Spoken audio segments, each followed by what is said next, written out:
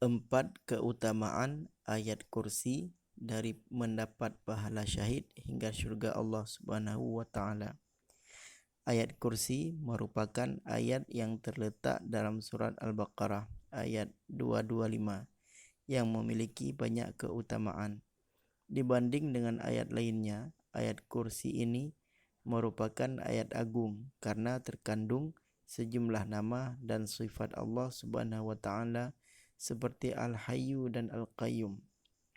Rasulullah SAW bersabda, "Tidaklah Allah menciptakan langit dan bumi melebihi agungnya ayat kursi, karena di dalam ayat tersebut telah mencakup nama dan sifat Allah Subhanahu wa taala."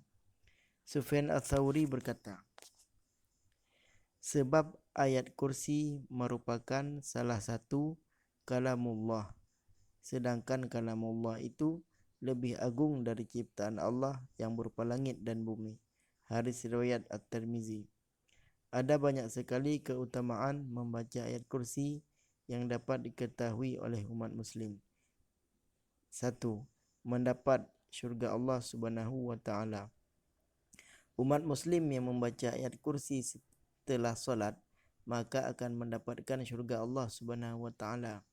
Hal ini sebagaimana dalam hadis Rasulullah SAW bersabda, barang siapa yang membaca ayat kursi setelah selesai solat, maka tidak ada yang menghalanginya masuk syurga kecuali kematian. Hadis riwayat An-Nasai. 2.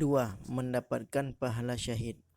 Umat Islam yang rutin membaca ayat kursi juga akan mendapatkan pahala syahid. Hal ini tercantum dalam hadis yang artinya, barang siapa membaca ayat kursi setiap selesai solat, maka yang akan mencabut nyawanya adalah Allah sendiri, dan ia bagaikan orang yang berperang bersama para nabi hingga mendapatkan mati syahid. Hadis riwayat Hakim. 3. Mendapatkan perlindungan dari Allah Subhanahu wa taala. Allah Subhanahu wa taala senantiasa akan melindungi hambanya dari godaan syaitan, kejahatan dan lain sebagaimana dalam hadis yang artinya, apabila engkau mendatangi tempat tidur pada malam hari, maka bacalah ayat kursi. Niscaya Allah Subhanahu wa taala akan senantiasa menjagamu.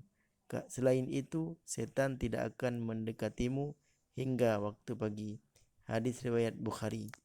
4. Dimudahkan segala urusan.